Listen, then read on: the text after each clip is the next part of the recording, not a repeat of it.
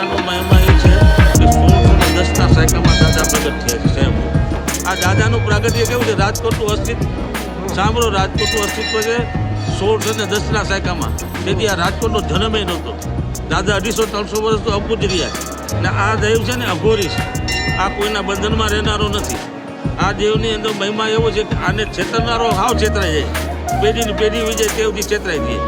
આ દાદાનો મહિમા એવો છે કે માણસ પેટ છૂટી અને મન મૂકીને જો દાદાને પ્રાર્થના કરે તો દાદા સાંભળે.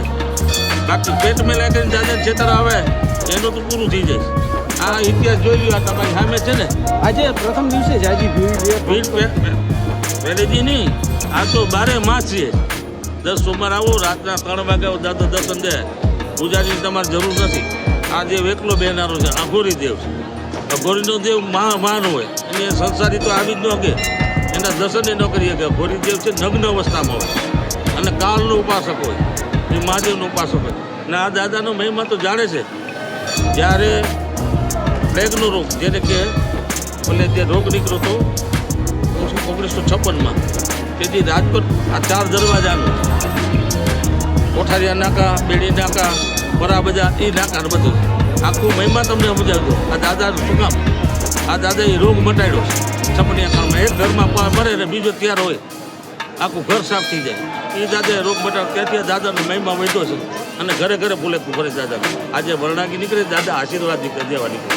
ભિક્ષાવૃત્તિ કરવાના જ દેતા. એ તો રાજકોટના માણા એવા અભાગ્યા છે. આ નદી છે ને, આજે નદી એ ગંગા છે. આમાં ફૂલ પધરે ને તો આમાં પધે. ગંગાની ઉત્પત્તિ થઈ દક્ષિણમાંથી ઉત્તરમાં ગઈ છે. આજ ગંગા છે ને માય હરુભાનમાં ફૂલ પધરા જાય, એ જ આ મહિમા છે. પણ જો માણસને કરો ભાગમાં બુદ્ધિશાળી હોય તો સમજે, નકા તો નકામું જ છે. એટલે આ દેવનો મહિમા છે કે માણસ ગરીબમાં ગરીબ હોય એનું માની દે, પણ ભાવથી કરે તો.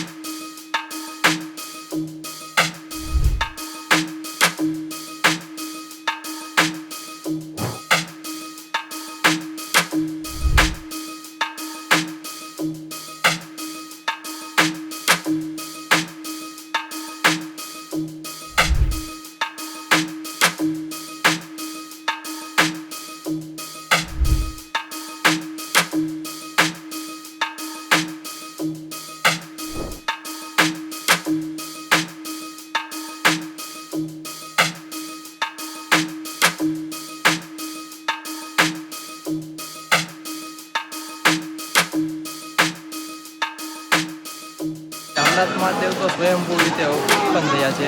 અહીંયા કોઈ લિંગ બેસાડેલી નથી, તે સ્વયંભૂ છે. અને અહીંયા સોમવારે લાખો પબ્લિકો દર્શન કરવા આવે છે. અને અહીંયા દર્શન કરવામાં કંઈક અલગ જ મજા આવે છે. તો અલગ જ મજા આવે. અમે તો દર સોમવારે જ આવીએ છીએ. શું કહેશો, કેટલી વારે વારો આવ્યો? દર્શન કરતાં તો 20-25 મિનિટ તો મિનિમમ થાય.